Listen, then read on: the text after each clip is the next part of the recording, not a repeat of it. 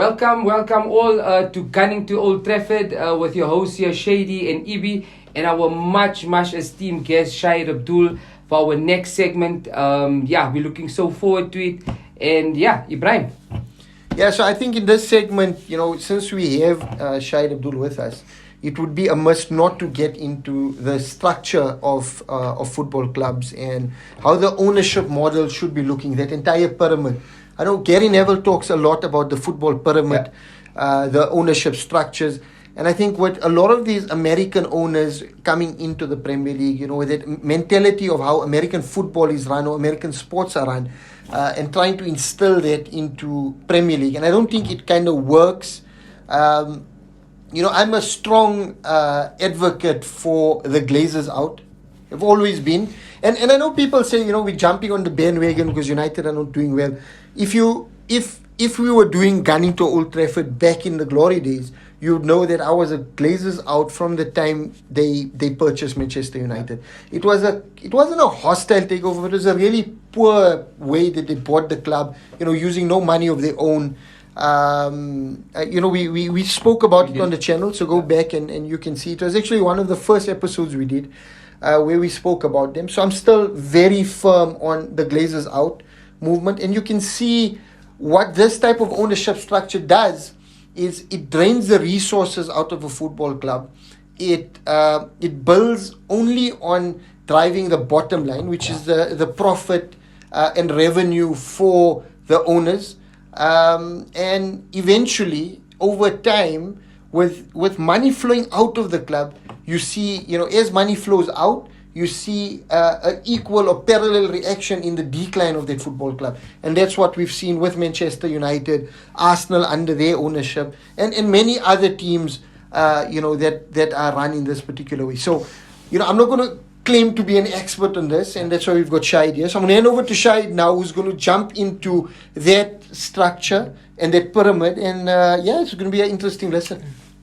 Okay, thanks guys. So I'm not an expert on this as well, but I just have maybe strong opinions. I think the thing is with football, especially English football, it's been through such a change in terms of the way, not only in terms of play, but in terms of ownership and management. You would recall that the history of English football clubs, the manager has always been the key person at the club. The club has been built around the manager and then how he constructs a team. But if you look at it, especially with the influence of outside sport, we know that in Spain, the club is built around the president of the club. Yeah. It's never around the manager. So that was another one. In Italy, it's always been built around the owner of the club, who's usually a billionaire and has a bigger personality than the executives and the managers and the players themselves.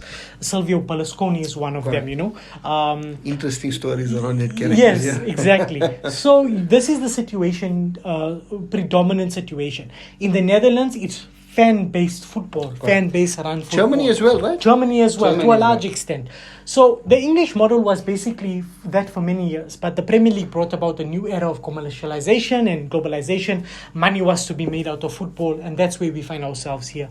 And then what we've seen is, over the past few years, we've seen the takeover of English football clubs, traditional English football clubs, by foreign interests. So we've seen Americans, we've seen from the Gulf, we've seen Eastern European ownership, even Asian ownership. Yeah. But it's a very important part. Even the Russian ownerships by Abramovich, or the Middle Eastern ones by whether it's Abu Dhabi or Saudi Arabia, they are largely led by American consultants who drive these business deals and transactions. Wow, interesting. Who in turn rely on American advice on the management of sports clubs. So even though it might be Gulf money or Russian money, Eastern European or Asian billionaires, the advisory capacity is all run by Americans. It doesn't have to be an American owner like a Liverpool or Chelsea now. Okay. So this is the dynamic you kind of have. And what they bring is they bring that Americanness to football. The sudden importance in the past 5 years of the director of football is similar to that of the general manager or the GM of American sports clubs. So the GM in baseball and NFL are the go-to people. Yeah. The coach of the team or the manager is just a figurehead at the bottom whose job is to coach the players, but the GM runs the club. And so the philosophy of that management style has now infiltrated English football. Is it for the better or the good? I think it's too early to say, But I think there should be maybe concerns from traditional fans of football, because American football, American sports in general, is not extremely it's not comparable to football or soccer, especially the European brand of football and soccer. The structure is different.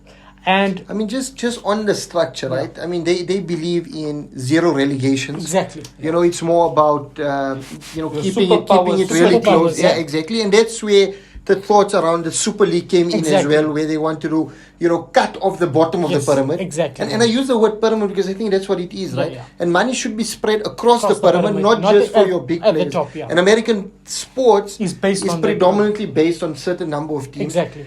They don't believe in an open transfer market. No. It's more around the draft system. Yes. And Abdul recommended a really good movie guys, earlier. Please, you guys got it. If you never watched it, Draft Day, Kevin Costner.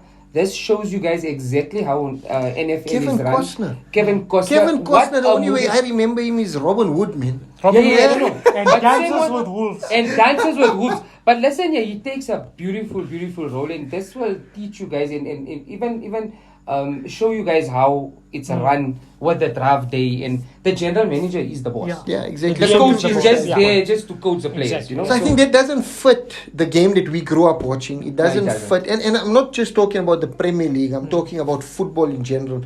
And football, I'm talking about soccer here, not football as the Americans Yeah. call it, which doesn't make sense because it's a egg-shaped thing that they use their hand to throw. So not football at all. But so it doesn't make sense. Yeah. So I'm going to hand over. Yeah. I mean, just some thoughts on it. Yeah. No, like you said, it doesn't make sense. So it's too early to say whether it's going to fail or not, but you can already see the cracks starting to emerge, even in the interpretation of. I mean, the Chelsea's owner's pronouncements a few weeks ago was absolutely ridiculous. Drafts, super all-star games overseas, and all of this is to maximize revenue. It's not for the good of the game. Exactly. And I think that is a very important part. It's very similar, as like I tell people, and my friends who are cricket lovers will tell you as well. Like the IPL is a bastardization of the game that we all loved watching growing up, cricket as well, 100%. because it's commercially driven. It's not driven for the And it's for the taking the game. importance away from the longer formats, Exactly. right? 50 overs Exactly. or test match cricket. Exactly. So how much obsessed can you make sport, which is supposed to be something that is community-based, city-based, town-based, fan-based, and you want to maximize profit out of it, And I don't want to go into an anti-capitalist rant, but that's what it basically is.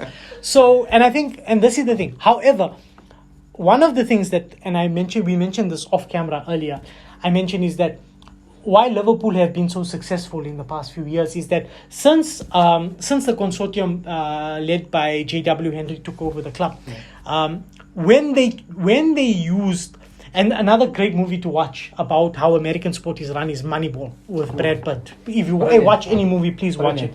Again, the only one I remember was in Fight Club, right? And what are you guys talking here?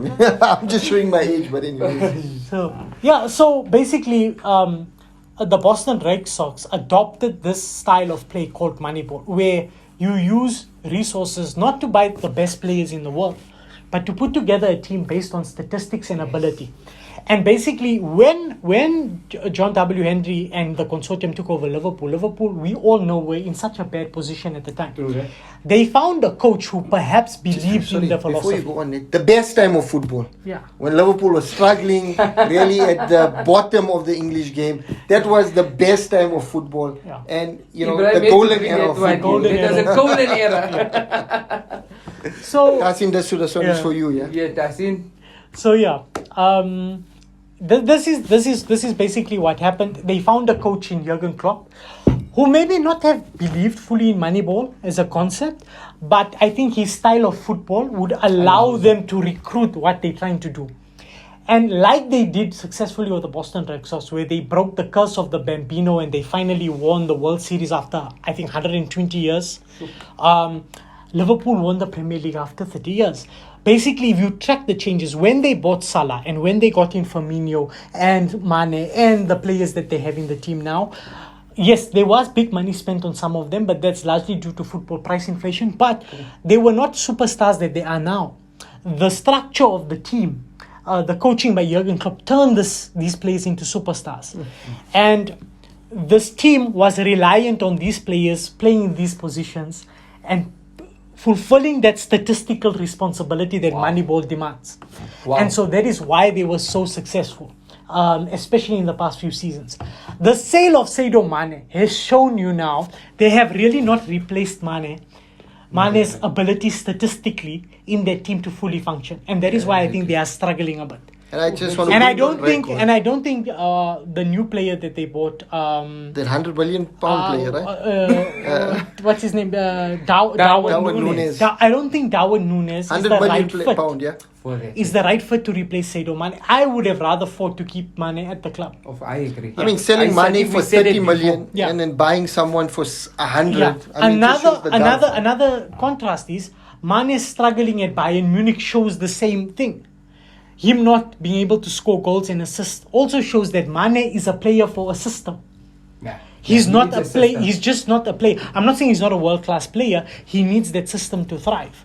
And I think even though some would say there was a competition between Mane and Salah, but I think on the pitch, those two complemented each other. No, they did, definitely. And so you needed that partnership in order to get there. You needed them to thrive, to allow a random midfielder by the name of Jordan Henderson to actually become a bit of a beast in midfield. Yeah, Who knew and that? he is, yeah. And he really played well. He did, Yeah, but two really And he led the team. controversial comments on here. One, this is a season I really, appreciate Sadio Mane as a football player, and I think, he's there in the all-time best, and I'm glad that he no longer plays for Liverpool. And the second one, Jordan Henderson is a better captain for Liverpool than Steven Gerrard ever was. And I know Liverpool fans might not like to hear this, but a captain that leads a team, and that's what he did, right? He came up from nowhere, like you say, a no-name midfielder I think he came from Southampton, right? Yeah, I think Maybe Southampton, because I know at the stage they were, Liverpool's second team was Southampton, Yeah, like yeah. Mane, Van So it's a Dijk, feeder club. feeder club. Yeah. So I think he came from Southampton, and I even laughed because Jordan Henderson and Phil Jones were both being tracked by United and Liverpool at the time. And we got Phil Jones and they got Jordan Henderson. And at the time, it looked like Phil Jones was going to be the better of the two players. Yeah. And I used to laugh at Liverpool fans to say, we got the better player. And Phil Jones looked like he had a lot of potential. But Henderson really stood up, took it forward, and took them on to win a Premier League, which Gerrard never did, right? Exactly, But I digress a bit. So I think just in terms of that structure, you've seen a success. So that's what I'm saying. I'm not saying it's a bad thing, but I think maybe, in my opinion, the Liverpool owners have been much more responsible in their approach. I'm not saying now. I'm saying from when they started and how they approached this, how they carefully got the coach, how they were careful in recruitment. They did it quite well. Compare it now to the Man City owners. The Man City owners came in with mega bucks. They came in with a purse. They flooded the city with money. They came with a big bank balance. They went into infrastructure, building a brand. They took a different approach, and it's worked for them. Man City now is a global brand. They've backed it in the transfer market and with a coach, but they've also believed very strongly in the GM concept. Yes. If you look at Man City, Pep Guardiola tells them that he needs a position. He does not tell them, I need one or two players, this player or that player. That GM goes after the players to go and find which one they have available. But they've been pretty successful. And they've been successful, yeah. The other problem is, and this is why the United takeover was such, in my opinion, has become such a disaster. Because number one, as Ibrahim pointed out, you had owners who bought the club in order just to milk it, number one. Number two, plow nothing back into the club or the community as a whole. And so the club has come to a stall. The stadium needs work. The training ground needs work. None of that has happened. We went through a succession of managers, a succession of superstar players who've never ever fitted the United mold. Alexis Sanchez, Angel Di Maria, Falcao, Paul Pogba. We can go through the list of them. They've never worked out at Manchester United. And big signings as well. Harry Maguire, because he's English, to tick a box. Right? To tick a box, yeah. We've never invested in proper to try and recruit the right defenders, the right wingers, the right holding midfielders. The club has also put on stall its own youth development. Yeah. We're seeing now glimpses of that coming back. And hopefully Ten Hag is someone who believes in youth from the ground up. So hopefully we'll see a few more of the youngsters get an opportunity. But I think that has been part of the fundamental core problem. And like we spoke about, and Ibrahim said this off camera earlier when I arrived, Alex Ferguson papered over a lot of cracks for the Glazers. And that's because he had that presence of the traditional manager. Yeah. You didn't have an Ed Woodward under Alex Ferguson. No. You had him afterwards. Correct. Because Alex Ferguson wouldn't have allowed that. And it was we the had same David like, Gill at that time, but Gill who allowed knew? Ferguson Yes. But it's to the do same what he thing needed to if do. we, You know? If we open, it's the same thing like the Arsene Wenger and the David Dean. Yes. They understood each other. Yeah. Exactly. You know, so they were one. There was no you know? encroachment. There was no encroachment. There was not one bigger than the next. Exactly. You know? And also, and I know this is going to be an unpopular opinion, but I also believe that this is a deep personal feel. I always feel that I think Sir Alex Ferguson could have handled the transition a bit better. I think that the selection of the successor in David Moyes, I don't think that was a good call at all. It's a mistake, yeah. You think it was rushed? I think Ferguson caught a lot of people by surprise with his retirement. But there's also something in me that tells me he knew he couldn't beat this team into another championship or even finish close. He knew that an era was coming to an end, and I think he knew he was also tired. And I think he foreseen the Glazers' emergence to start interfering in football and cut himself back. And I think the replacement by David Moyes was very short-sighted. And I think Ed Woodward and the Glazers went for a David Moyes because they thought that David Moyes could be a Yabas. Exactly. And they would impose on him the commercial value of the club. And what happened is when you had an Ed Woodward there, the first transfer United made after Alex Ferguson was Marwan Fellaini. We bought Marwan Fellaini for £35 million. When he was available on a buyout at 20 million. 20 million, right. To put it into perspective, we paid less than doesn't make 30 sense. for Robin van Persie the season before, and Yeah. we won the Premier League.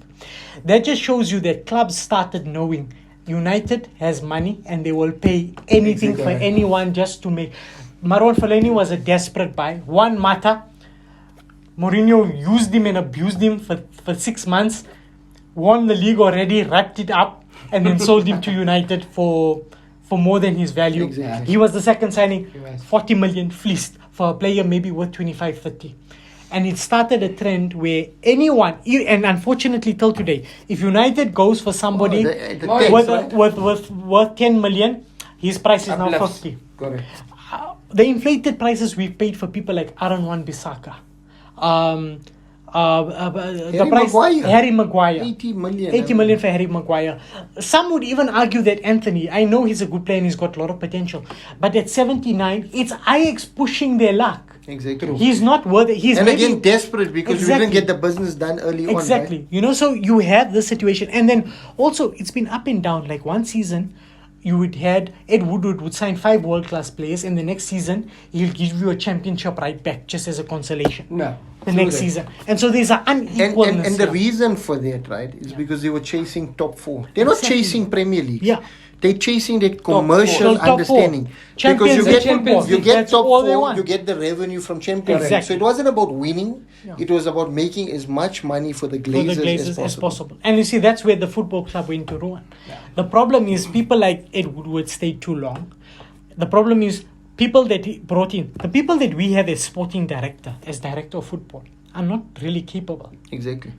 I don't think Darren Fletcher is a good technical director. I think he needs to be replaced urgently. And I was hoping Ten Hag brought his own person in that position. You know, United always stood out for me as a team that went for the best in class in every position.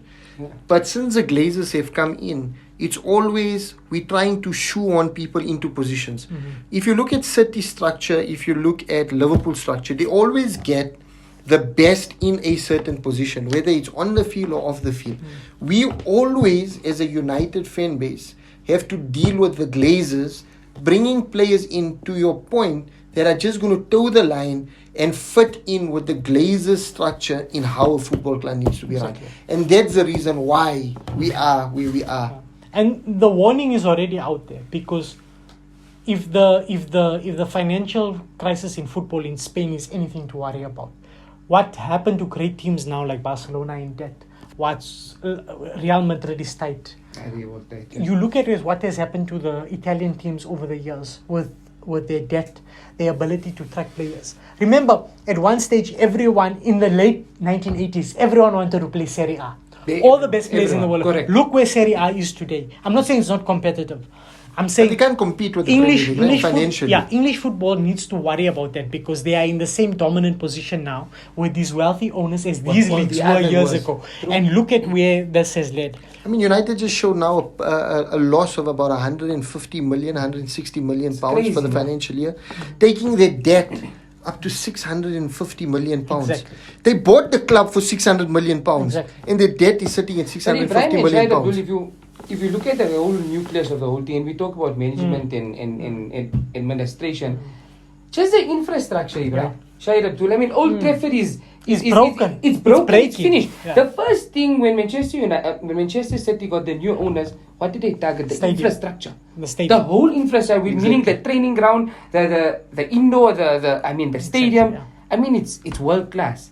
I mean, Old Trafford is breaking. Exactly. Shahid, I mean, You know? if you're listening to what Shahid is saying, it's obviously, this footballing pyramid needs to be protected from top to bottom. Yeah. The top clubs and the bottom clubs across across the different leagues, and we need to make sure that as fans, we get our voices heard, and that we don't run into a situation where these billionaire owners come in and use the football clubs to drive more revenue and drive more profits for themselves, and not for the football club to improve the football club. Exactly. Right? And I think that's the biggest thing. The Glazers have shown that they are parasites, that there will be nothing more than parasites to Manchester United. They've leached United dry, and they'll continue to do so with no consequences. The way they bought Manchester United is actually illegal for anyone to buy a Premier League club that way now. Yeah. Back in the day. So Glazers out now, Glazers out tomorrow, Glazers out forever, right? Let's get these guys out, and let's make sure it doesn't happen to any other football club within the footballing world. My biggest worry now is, and I say this, and because as a football lover and an admirer of all teams, like I said, Liverpool, I think their owners know what they are doing even till now. I don't think you're going to have that problem. But Chelsea is a worry. Yeah, This is a big one. Because big the one. public statements made by the current new owners is just outrageous, number one. I think the United, it's Chelsea. I think the Gulf owners of Newcastle and Man City are a bit more wary. They understand, they've learned, I think especially the Man City owners, I think they've learned the culture of football. Yeah. Yeah. However, at one stage, they are going to start interfering. And they are not interfering now because Man City is extremely successful. True, But the day true. Pep has to go, the day Kevin De Bruyne retires, the day That's when you you're gonna have have the these problem. changes, this is when you're going to see changes See coming. the Yeah, and Chelsea is a worry for me. United has always been a worry. And you're going to see, it's not only the big clubs. There are small clubs now, which are all owned partly by American consortiums, Exactly. foreign consortiums, and I think that is where the problem is. So it's something that, as fans, we need to monitor. I mean, that's a really interesting development. So Wow. Thank you, everybody. But guys, but there was a wow. What an education, huh? what an education yes, as into the educated footballing structure and Shahid Abdul, understanding that. from yeah, our so- side, we'd like to thank you, and today has been it's been a beautiful Sunday, despite the loss at the United Derby, but wow, this was an education, and And we'd like to hoping for thank more you. of these master classes as Yes, we definitely. develop the channel. So thank you for tuning in, and don't forget to like, share, Comment. subscribe, and comment, and hit the bell notification. And with And that, we are Gun gun to Old Trafford. Thank you. Thank you guys. Bye-bye.